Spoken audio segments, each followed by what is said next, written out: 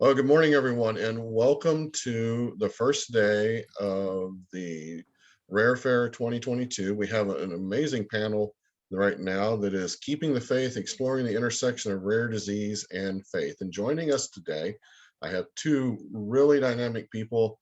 One I've known for a while, and the other one just met, and it's so exciting to have you both.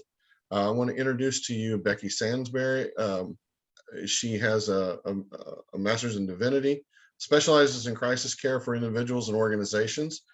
She served as a hospice chaplain for 14 years and then worked with professionals in career crisis during the 2008 recession. She distilled the attitudes and actions of thousands of people making their way through shocking times into 7 common elements of resilience. In 2015, she has published a book, After the Shock, Getting You Back on the Road to Resilience When Crisis Hits You Head On. Becky provides fresh perspectives and practical tools designed to help people stabilize and move forward, even in difficult times. In addition to having served as a speaker and consultant to organizations such as Ronald McDonald House Charities and Red Hat, Becky is currently providing emotional support within the rare disease community. Serving as the solo caregiver to her elderly mother gives Becky a daily reminder of the realities of illness, unpredictability, and the unexpected joy of providing hands-on care. Becky refills her own cup of joy by sitting on the floor to play with Legos, trucks, and her 7-year-old grandson. Becky, I want to welcome you to the panel today. Thank you so much. It's a privilege to be here. Another individual that is joining us is a good friend of mine that I've known now for a few years, and this is named Mr. Sean Gordon. Sean currently lives in Israel, and Sean is a patient with adult polyglucoside. I apologize, Sean, I'm going to butcher this, but I am going to say it's APBD. APD is the late onset, slowly progressive disorder affecting the central and peripheral nervous system, presenting from the mid-40s onward. And APBD causes decreased walking ability and other symptoms, ultimately causing Sean to leave his career and focus his energies on general rare disease advocacy efforts, as well as APBD advocacy work efforts in Israel, where he currently resides. Sean, welcome to this faith panel. It's always great to see you and have you on as well. Thanks, so Jeff. I thought we'd kick this off. I'd like for you both to share just a little bit about your personal journey, what kind of brings you to this panel, and why you're here. And Sean, we'll start with you across the way in Israel, and tell us a little bit about yourself, your religious background, and about your rare disease. Great, thank you, Jeff. So I live in Israel, as Jeff mentioned, and been living here since 1992. Originally, my wife and I, we moved from California. I grew up in Los Angeles. My wife is from New Jersey. We moved to Israel in 92. We have 7 children, a bunch of grandchildren, thank God. And at about the age of about 58 or so, or actually earlier than that, 56, mid-50s, I began to notice a decline in my gait, my walking ability. I used to be a runner, not a professional runner, but I used to run for fitness every week, 3-4 times a week, about 20-25 kilometers a week. And I noticed a decline in my ability to run. My legs were hurting me. Anyways, I used to go to some orthopedic people. They said, there's really nothing wrong with your legs. So anyways, that led to going to a neurologist, and that's like sadly, most rare disease patients took many, many years to get a positive diagnosis. Well, diagnosis was, although I got a diagnosis, it wasn't positive because I had what's called, Jeff said, APBD, which is a rare Jewish disease, and of which there's no like most rare diseases, there's no cure. So in any case, because my walk and my gait was declining, I couldn't really had to leave my career, which was in upper management, marketing of high tech products, most computer software products, big data as it's called today, and I had to leave my profession. So when I left my profession, I went on disability, and I've been working in the area of helping rare disease patient organizations in a number of different schemes. As Jeff mentioned, I'm Jewish. Now, one was always slightly intimidated by saying you're religious, because it's a heavy mantle to carry. Because if you're religious, people have to recognize, oh, that's a religious man, and as it puts quite a lot of pressure on you. You have to be able to fulfill people's expectations. So I'm scared to say they take the mantle of being a religious person, but for want of a better term, I'm a Jewish, I'm Orthodox Jew, following more the strict interpretation of the Bible, that we call it the Torah, and all of its various sort of called oral Torah, or the oral tradition. As many you may or may not know, religious Jews are follow very specific rules and regulations. For a religious Jew, there's really the religious day begins in the morning when you wake up, open your eyes, and really follows you to when you close your eyes to go to sleep. So we are a structured religion. So I'll briefly say that, and maybe we'll talk about it perhaps more detail, but this regimentation, although it seems like regimentation, but is a great salve for a person with a rare disease, because it gives you great structure to your life. You're engaged in really all day long of the ability to serve God in your daily life. Every small matter is a way of serving God. So you don't really have a lot of time to think about how bad things are for you. You have to sort of get on with it. And that I would say that requirement to take on that burden of the daily grind is actually sort of paradoxically the thing that helps you get through the day. So I guess we'll get into more detail, but I just want to sort of mention that at the very top. So that's my introduction. Fantastic. Thank you, Sean.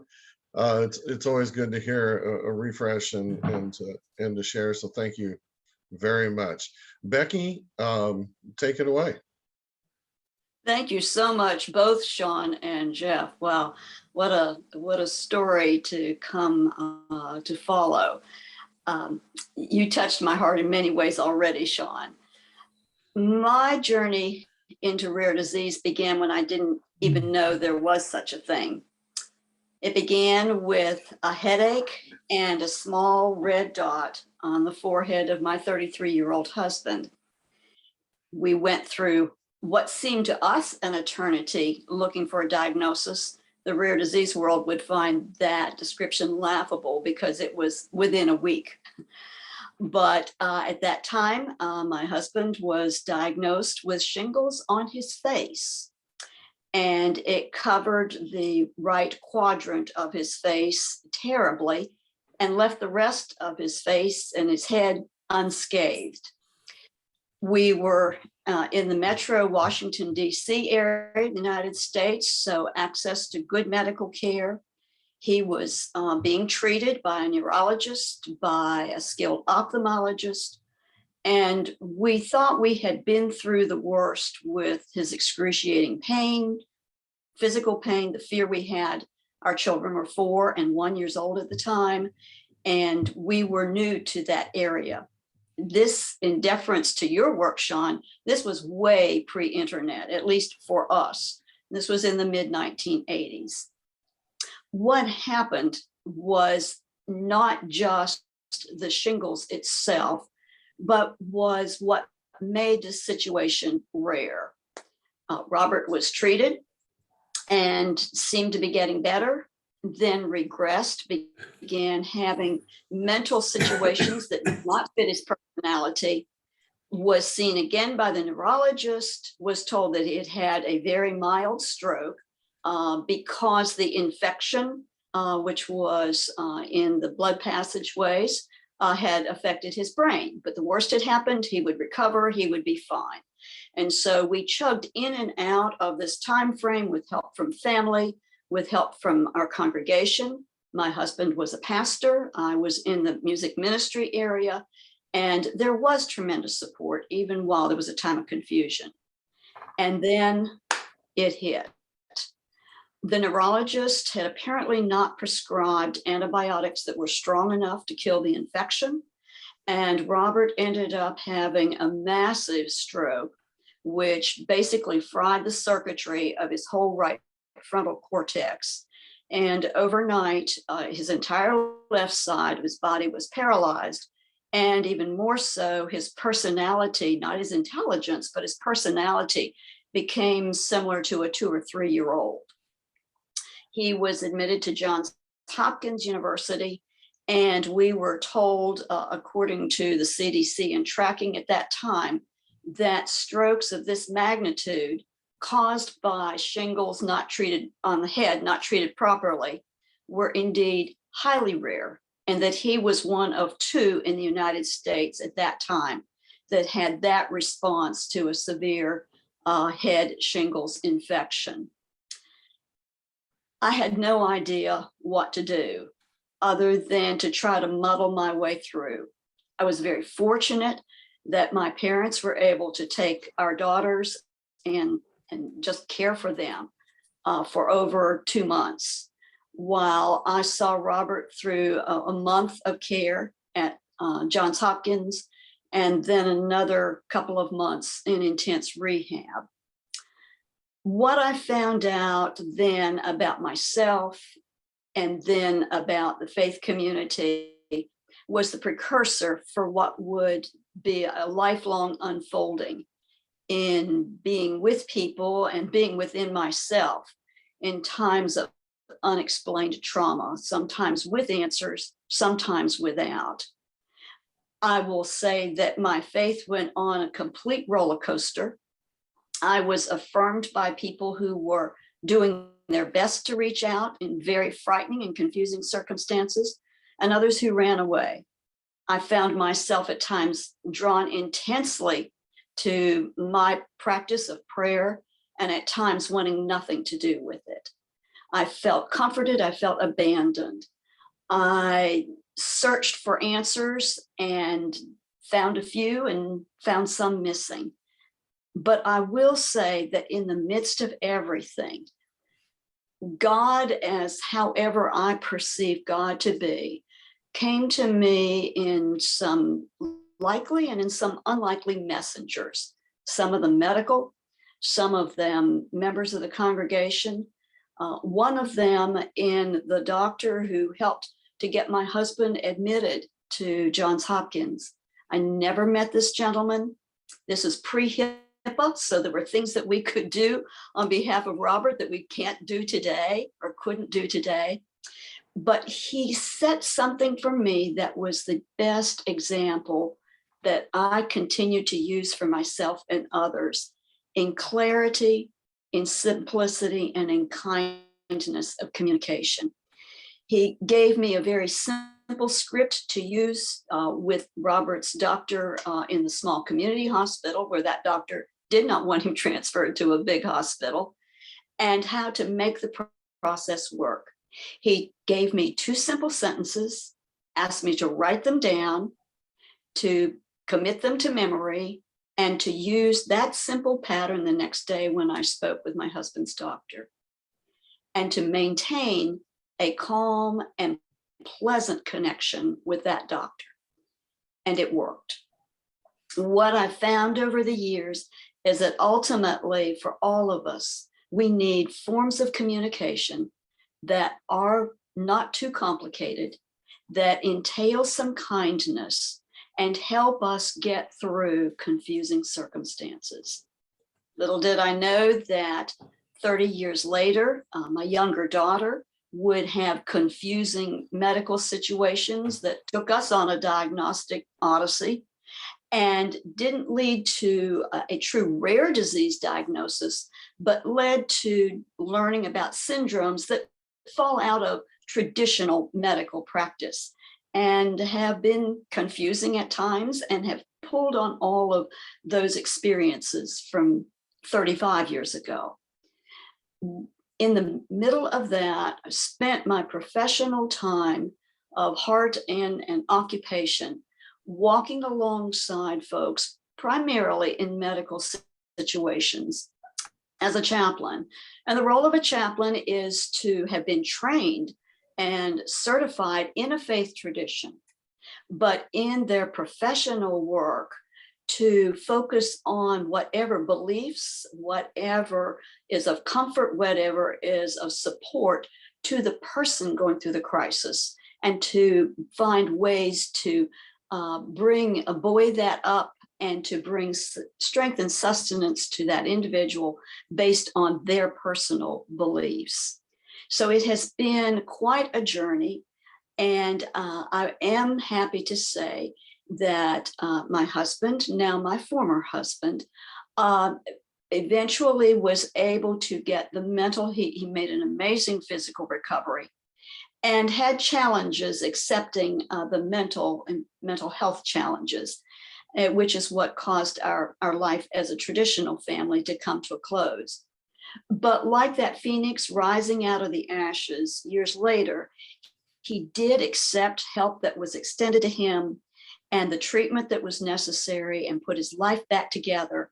And we are very grateful to acknowledge each other and support each other as friends and as parents of our grown children and of our precious grandchild.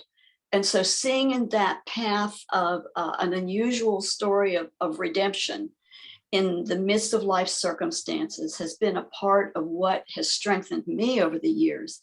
And I hope I can bring in essence to other folks who are making their way through their own journey.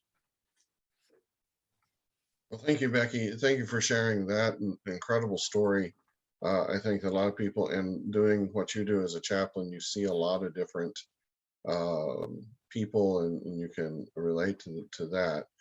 I know before we kicked this thing off, we were kind of discussing some of the topics we would talk about, and we kind of all agreed, well, let's just address the elephant that's in the room, type of a thing that everybody sits around and they kind of look at and talk about. And I have been asked it, and to be honest, there have been times that I have asked, why do bad things happen to good people? What did I do wrong?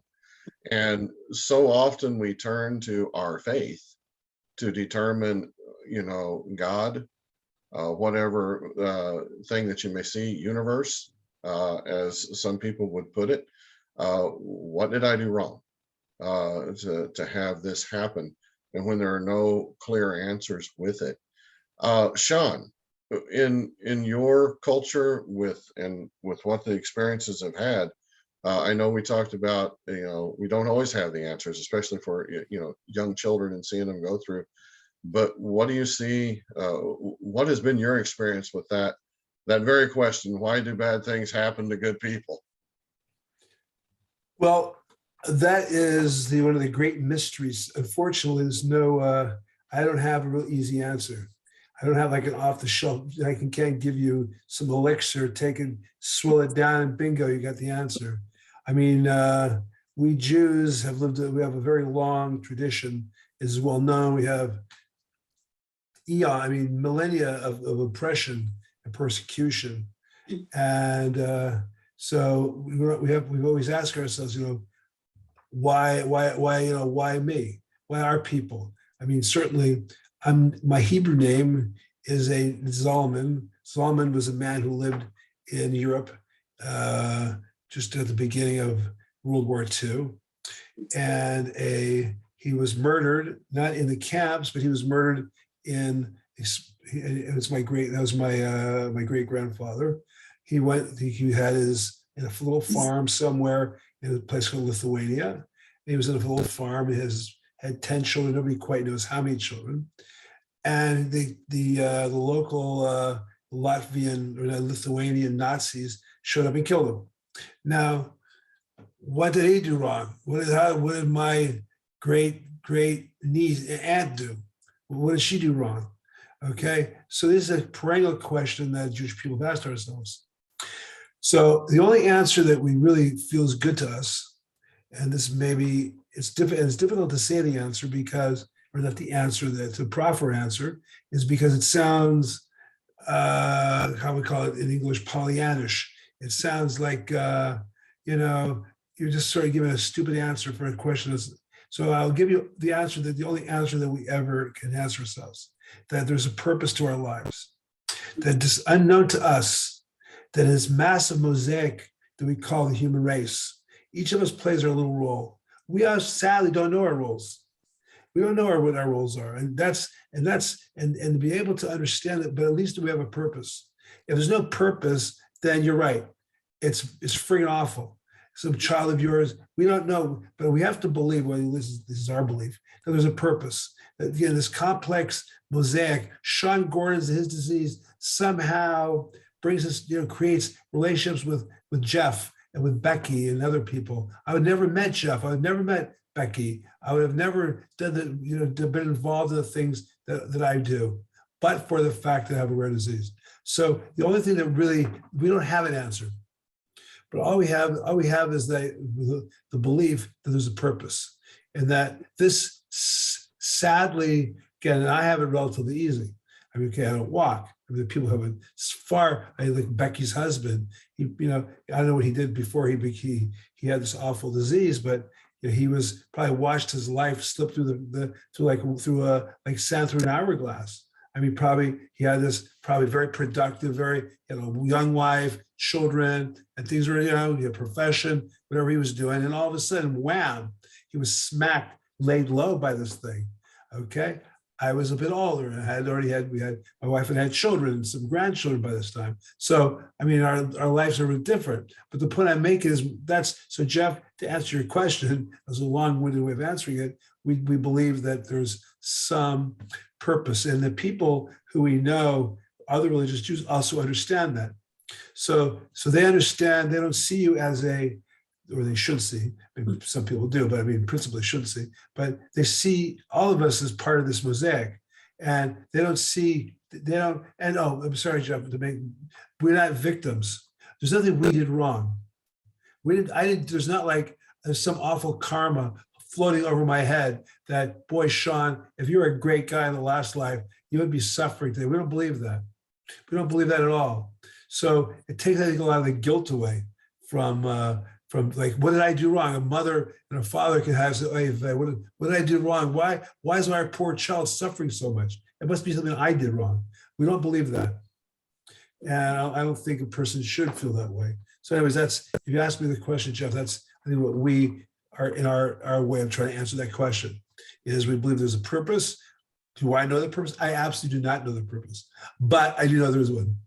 And that's, and I have a play. So, and excuse one last thing, Jeff, is that we believe that, again, I think I mentioned at the very beginning, that we have what are called mitzvot. We have these daily behaviors, weekly behaviors of all the laws of Jewish life. That by doing that,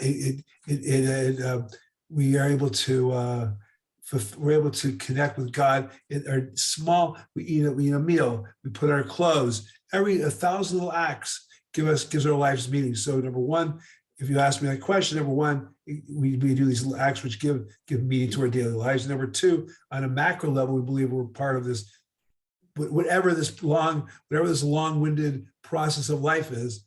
Which we don't understand, but at least we believe there's a process. So that would be my answer to your question.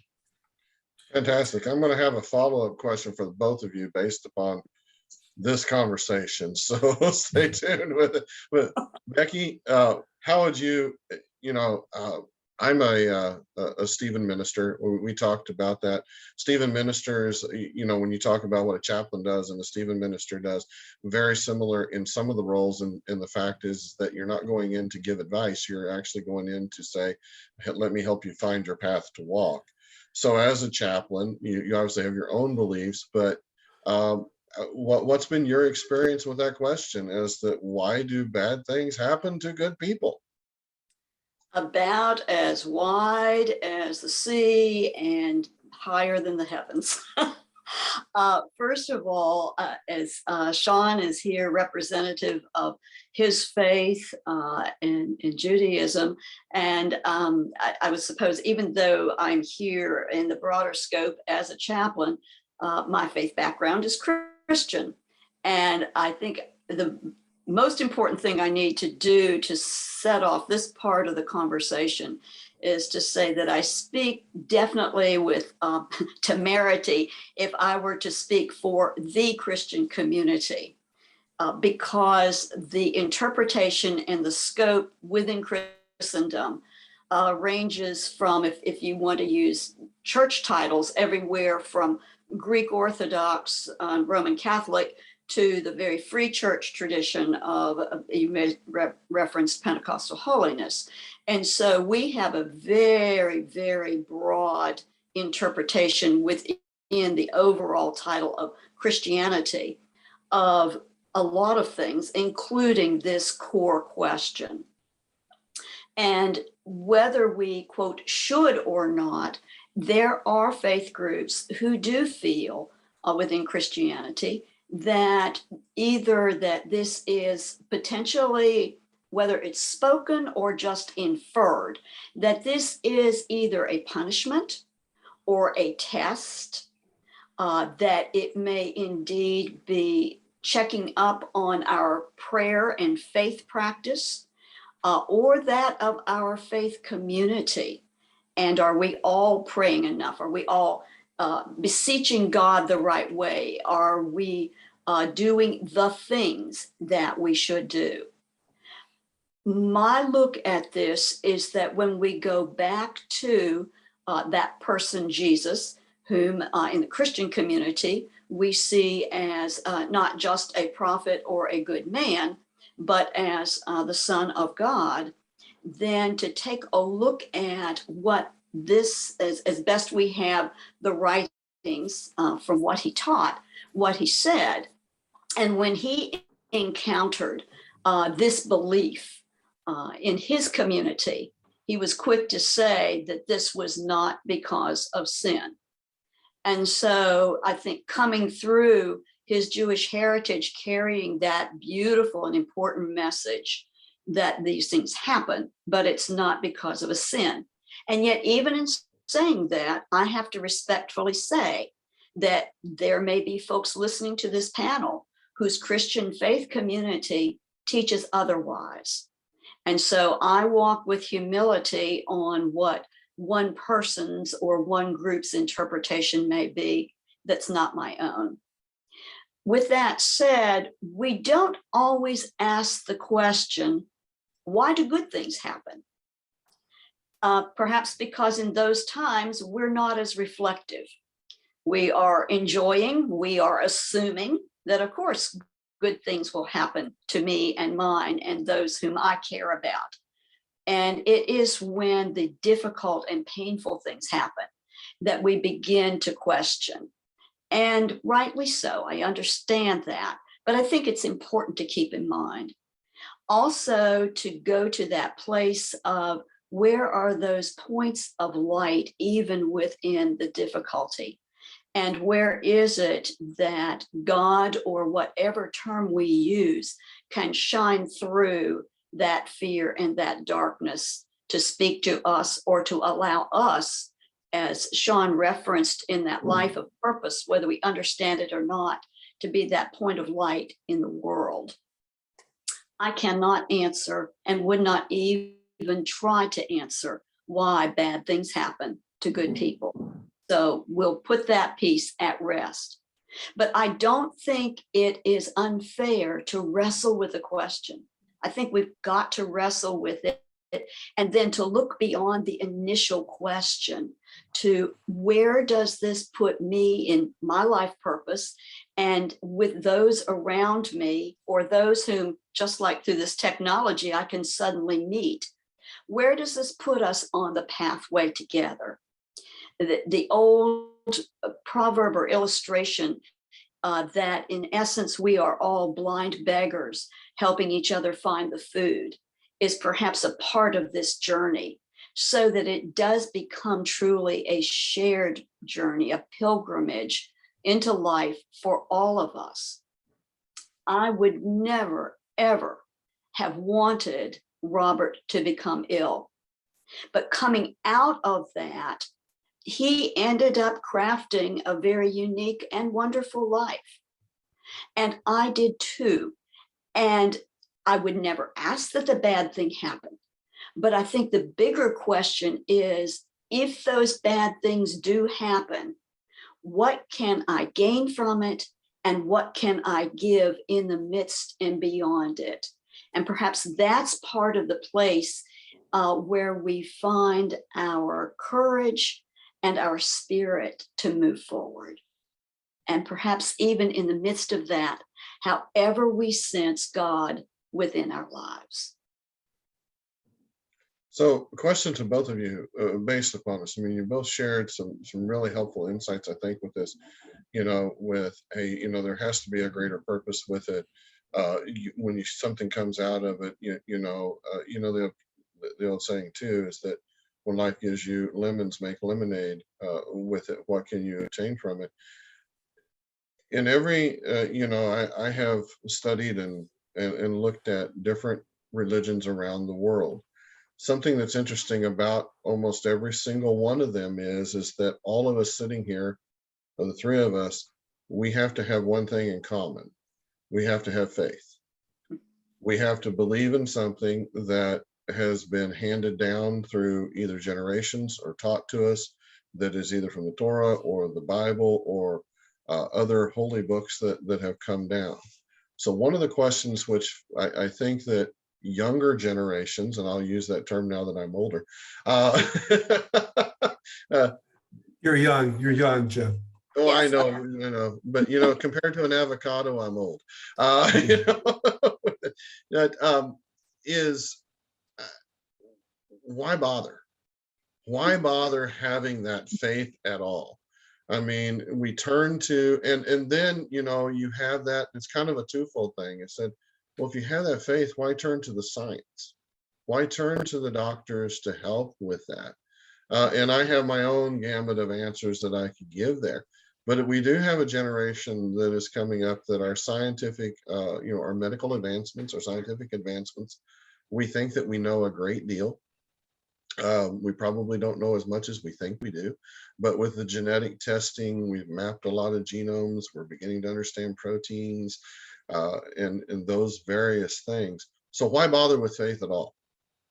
And I think that that's another question. One of my kids is going through a confirmation for the Catholic Church right now. And I see these kids come walking in and they actually don't know why they're there. And that faith foundation with it is that why believe? Why have faith? And Becky, let's start with you this time. Sean, jump in if you guys want to interact too. Please feel free to. But why have faith? I'm gonna let Becky have that one. Hey, Sean. I'm going to give a brief personal reply first, and then a little more overarching one. Terrific question, Jeff, if a bit challenging.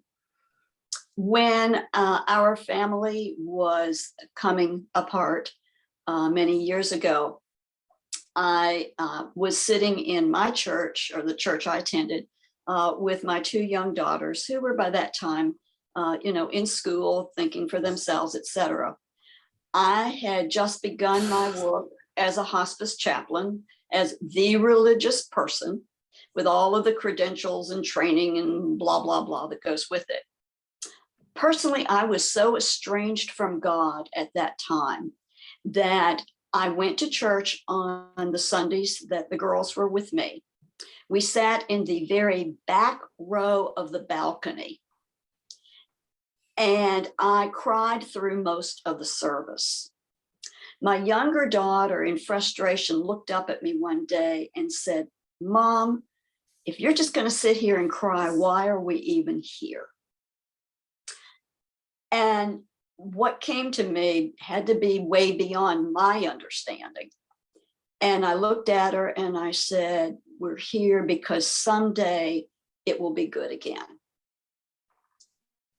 And I think there are those times for any of us that we follow something that may fly in the face of logic and that may not be explained by, as much as I truly respect science and medicine, because they've been transformative in my family's life, but may not fit into a neat diagram or formula.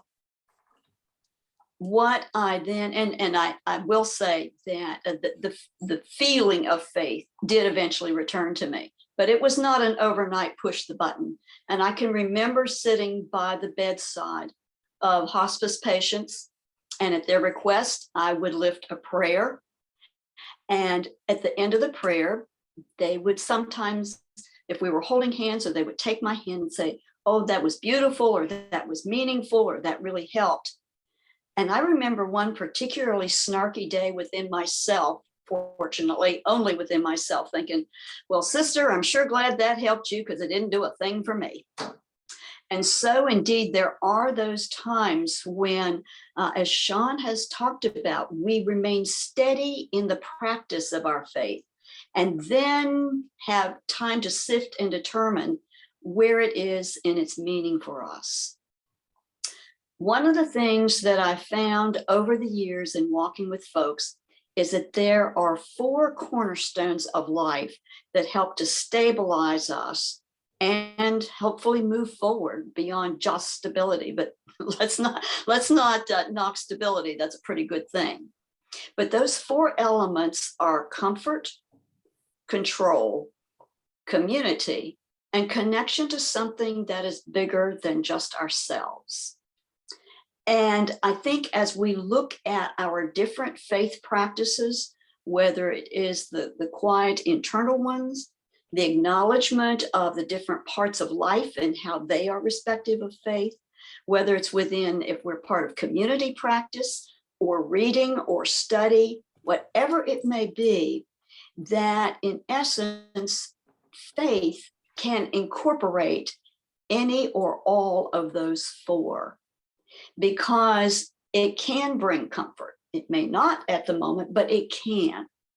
It definitely, and I love the way Sean has described his faith practice in giving order to our lives in addition to meaning. When we feel like we're completely out of control because of a diagnosis or search for a diagnosis or a medical treatment, within our faith, there is that essence that there is some control, or that it gives me in that practice of faith some control within my life.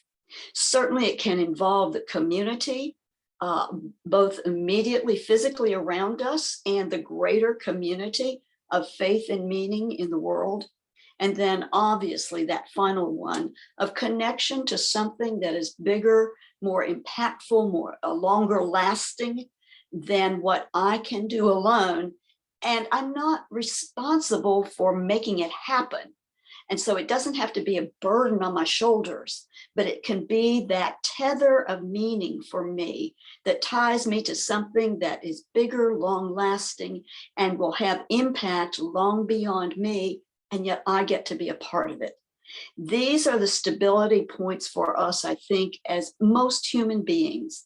And it certainly is intersected with our faith and how we practice it, whether we're in a time of strong belief, a time of questioning, or a time of temporarily setting it aside, as long as perhaps we don't just throw it away completely. But you know, even if we throw it away completely, there are things that we can bring back. So true. Sean, what's been your experience with that? Why believe? Why have faith? Why have your walk? I think you're muted, my friend. I'm sure. So your initial question, I think, was you wanted to be able to provide a relevant answer to the younger generation who perhaps don't have, because the times have changed. They don't believe in religion as much, and they believe in perhaps technology and science more. And then how is religion relevant to their lives? Fair question. I think at least I can't speak for Christianity because I don't know much about it at all, despite the fact that I grew up in the United States, but I just never did know too much about it. But I can mention that in our religion, the Jewish religion, there's not a dichotomy between science and faith. In other words, for us, science is a form of revelation of God's plan. He helps us. In other words, it's not. And I without going too much into detail, but this discovery of things were part of man. Man is learning about his world around him. In the Bible, it says that you shall heal. In other words, the Bible, the Jewish Bible, the Torah, mentions that it is a positive commandment to heal. So in other words, it's not just when you're sort of out of ideas, so pray, okay? But you have a positive commandment to discover the workings of man, the workings of God, and how does that work?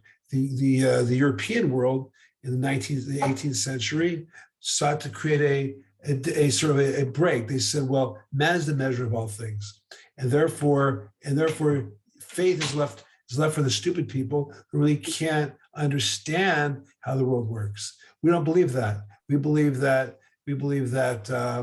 that discovery of reality is part of God's plan, and that we're to understand that.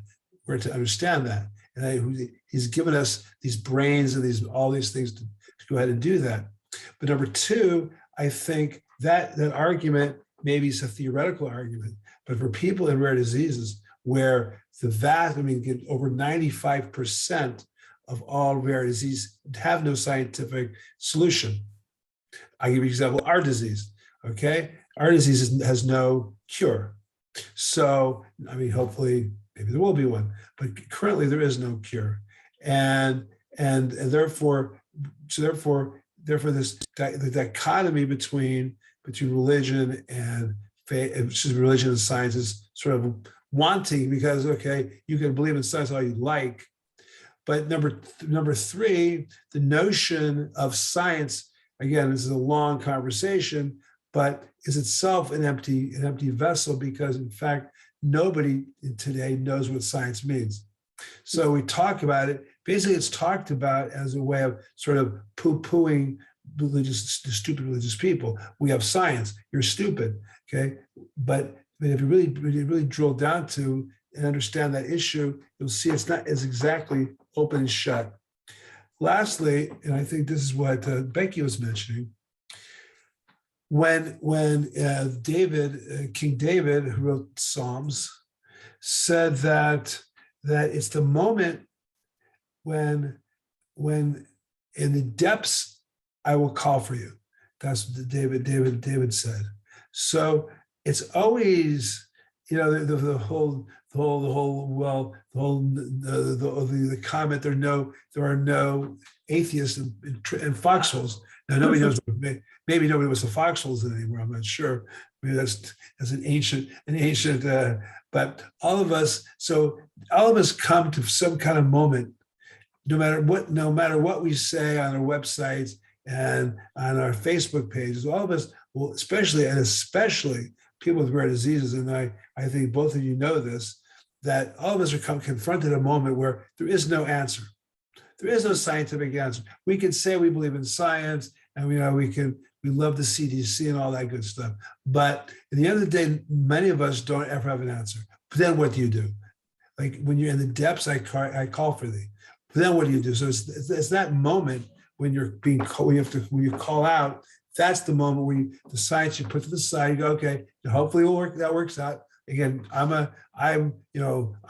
as enthusiastic about a scientific answer for my disease as anybody. But on the other hand, we have to be prepared for the long, long journey without a without a solution. And it's through that long, dark journey that's the time we need to discover other solutions.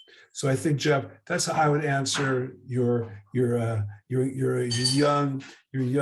questioner. I would say, okay, you're right. We all believe in. We all want to walk again. We all want this disease to go in. But absent that, then what do we do?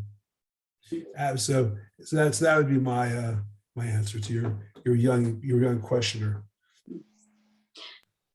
Sean, if I may, you raised a beautiful point, and it just suddenly flashed back a statement that we used in hospice care a great deal, and that is finding healing when there is no cure. And I think that so much of what you talked about really speaks powerfully to that, and that within that healing is that possibility of searching through everything that's made available to us, including all the advances in science. Exactly.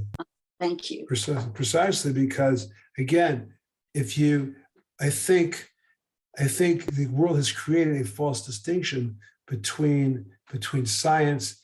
I mean, put it this way, again, not wanting to get too dweeby about all this, but it used to be science and the science of the hard science and the spirit were joined together. At some point in the past, again, without being too dweeby about it, they sort of went in different ways. But really, they're all part of human experience. So there's no reason to create this artificial break. So because of that, and we Jews at least think that there's no distinction between science and hard science and the science of the spirit. So I would not being argumentative, Jeff, but I would not agree to the question. So if you make it an artificial question, you're right. It's a difficult answer. But if you don't make it, if you join them or you bring them back together again, then you can get a different answer. That's be my answer. Well, absolutely, and I think you're exactly right, Sean. I think that so often it's a perspective. It's the way that you look at things with it. So another question which comes up, which this panel, we don't have someone that's on it, but there are times that religion, culture, because of the religion, impacts the treatment programs in rare disease. People don't seek it out, or they don't go for a treatment plan because they don't feel that follows a certain regiment as associated with it, with their religion. I don't know if either of you have encountered that. I can tell you that I was on a call at 4 o'clock this morning, and I'll leave them unnamed because they, they're not sitting here to say yay or nay about it. But the region of the world that I was talking to, there is a definite cultural bias toward certain treatment programs, and it is based back upon some of it is based back upon religion. Much of it is based upon their culture, but that culture is stemmed from a religious point of view. So what about it? Have you seen that where even in yourself to talk about, have there been treatment programs that, you've kind of have avoided or not wanted to see, or you've seen people avoid based upon their religious beliefs? I don't care who goes. One of you can take that. I think I spoke last, so you can speak. Okay, thanks, Sean. I will say that from the perspective from my perspective and that of our family, we don't have those types of barriers. But I have certainly been with folks who either refused treatments even without in-depth study of them, but by perception of them, or those who agonized over choices about treatment plans, even down to whether or not to use strong pain medications, seeing that as somehow denying the ability to tough it through or handle it, or definitely when folks were looking at either end of life or quality of life choices, in what would be seen as what God would want them to do, or what was allowing God to work most effectively or appropriately in their lives. So this does become a big part of the conversation. What often happens to me that's very sad is that it stops before it's even a conversation for some people. And it doesn't allow for either the gift of our mind or the minds of those who have studied a great deal, or what might be, as we Christians call, the fresh wind of the Spirit. There might be some new spiritual understanding or revelation in the midst of the process that would change a decision. So I think that the biggest challenge for those of us who see it as treatments are certainly a possibility and a gift from Creator, God, whatever terminology is used for the powerful being within us and around us.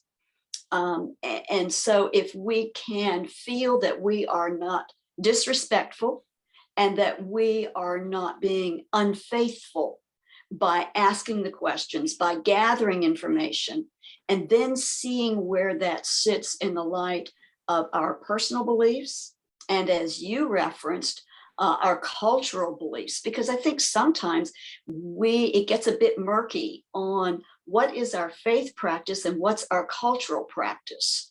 And that can be true in certain religious practices in certain cultures or countries more than others. But whatever the blend of that mix may be, to be able to simply step back or allow someone else to be that trusted observer with us, to ask the questions and then see for each of us what is the right pathway that sits well with our soul as well as taking care of our bodies. That's so true. Sean, you have any thoughts? Yeah, so I can't, I can't catalog all the possible therapeutics, solutions that a person might reject. But I would say just overall, kind of taking the 36,000-foot look on the whole thing, we would be very, very reluctant to deny any therapeutics that would extend life. We Jews are extraordinarily practical people, and extending life, we believe every breath is holy. So if it would entail, including to extend life, would be very pro that. I mean, my mother was in the hospital and here in Jerusalem, and she was at the end of her life, and the hospital worked day and night to maintain and spent money. I mean, because she was pretty much on her way out, but because the philosophy here in Israel and in the Jewish faith is that life is precious. And oddly, we don't know why, by the way. We don't actually know why it's precious. We just know that it's precious. We extend her life a day, a week. She certainly was never going to dance out of that ward. Okay, I can assure you that there was zero assumption that she was ever going to dance out of there. But there was no sort of trust of quality of life, the money. The idea was life is precious. So therefore, because of that, I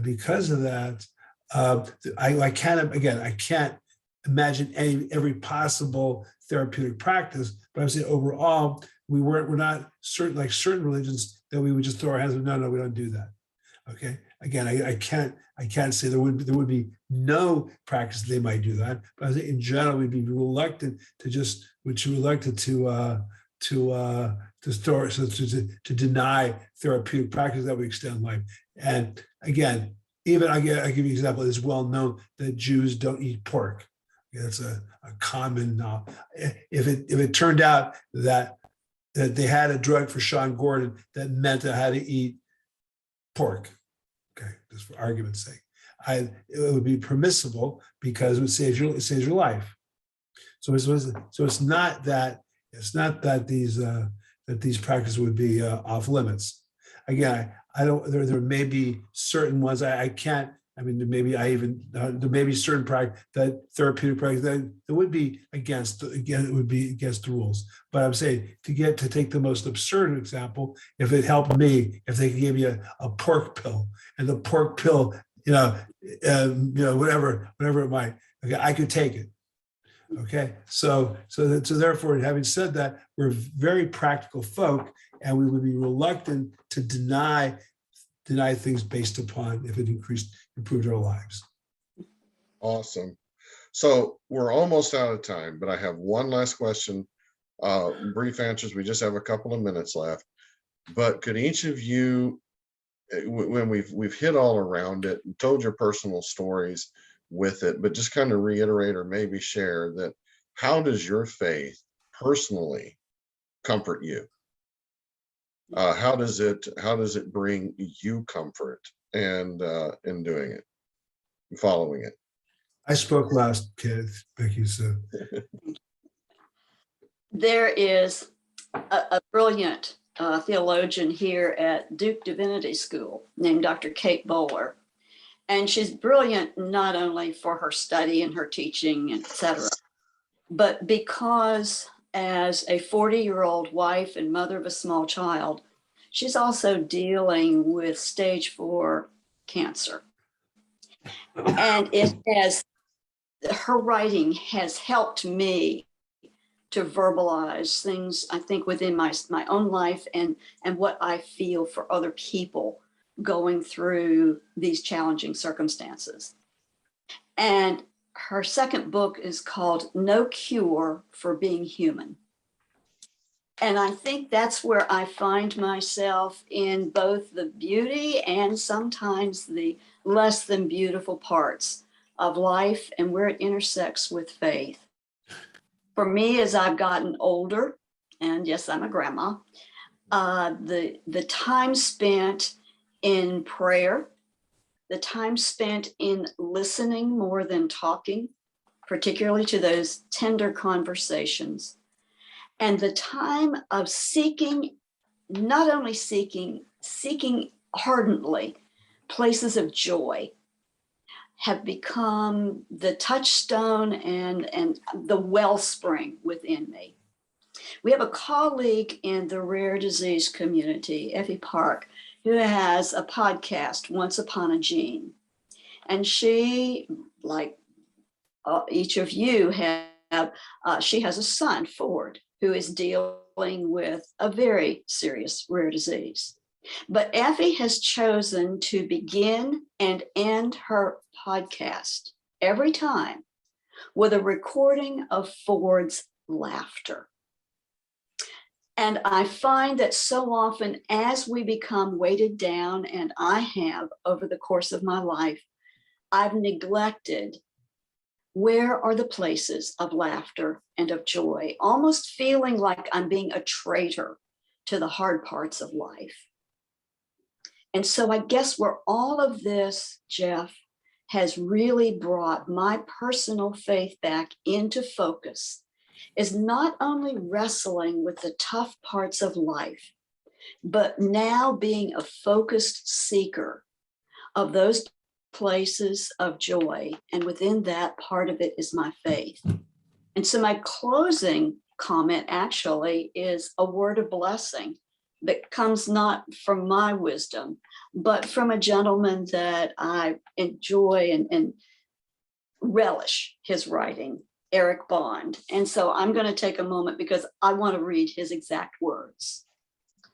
Listen into the depths of your precious heart for the truth this world obscures. You are beloved. I know that in the practice of my faith, and I hope that for those who are in some sort of a place of security or quest within faith, that they feel that very depth of being beloved.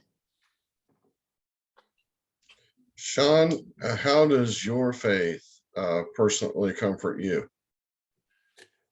So one of the key, how would I call it, not milestones, the key issues of faith for a Jewish person is what we call Gamzula Tova, that this is everything. This is the best it should be, and that all of us believe that everything we have, we're not lacking anything.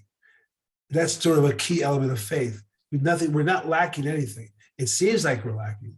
It seems perhaps we're lacking. That I don't have legs. Okay, I'm lacking legs. I mean, I do have legs, but they don't work. So the belief that this is whatever we have is the way it should be, and number one, number two, and again, it's maybe sounds trite, but we call it counting your blessings. You know, you can't imagine most of the things if you're living. I mean, although I'm sure many people are suffering quite terribly, but there's tremendous things that we do have that work. I mean, I have my eyes, I have family, I have so many amazing things that do work properly. So a Jewish person should be grateful for everything he has, even and that great. I mean, grateful, and that being grateful and believing that everything is the best it should be is really what, because there are many. Look, there's obviously down. Like we have grandchildren. I can't throw them up in the air. I mean, I could throw them there, I guess, but I can't go on walks. I can't go hikes with them. I mean, that's a drag, right? I mean, every grandfather wants to, do that with his grandchildren. Okay, but I can't. I mean, I guess I could in a way, but I'm not. For whatever reason, I don't do that. So I'm obviously limited. I'm limited. Okay, but on the other hand, I have grandchildren. On the other hand, that I have this. So there's lots. So what I'm saying, Jeff, there's a long-winded maybe answer to your question, but there's some very, very practical parts of Judaism is about being grateful, and is being grateful and counting your blessings and understanding that your life is we don't understand what it should be, but we have to be grateful for what we have. So those are the things I think that are key in getting us through the day. I think what both of you have shared is just absolutely beautiful. And the reason I wanted to end on that is that is a way of inspiring hope, I think, with people that are out there, because everybody goes through it from time to time. Everybody's faith is kind of tested, I think, no matter what belief system that you're in, because to have faith means that you are believing in something that isn't always tangible. And that you might believe it's going to work out in perhaps not the way that I think, but in the long run, it's going to work out the way that the way that it should be, or the way that it brings meaning. So first of all, I want to thank you both. As we wrap this up, we're over an hour with our talk. It's been really, really good. I think we talked about some very good points today and started some good conversation. And I think we're going to continue this, walking in this faith. There's so many things, and how this faith can tie back to the mental aspects of our mental wellness, our mental health, with so many within the rare disease community too. So thank you both. Becky, thank you. It's such an honor to have you. Sean, always an honor to see you, sir. And Pleasure. with you both. And a pleasure making your acquaintance, Becky. Oh, I feel the same way, Sean. I feel like I've got a brother across the globe. Where do you live, Becky? Ironically, right down the road from Jeff, and we didn't know it till we started this conversation. I'm in Raleigh, North Carolina. Oh, really? Yep. My wife went to Duke University, so. Well, again, thank you both, and may blessings be upon you both, and for anyone that hears this panel, whatever their belief may be. So thank you both. You betcha. Thank you, Jeff. Thank you, Becky. Thank you.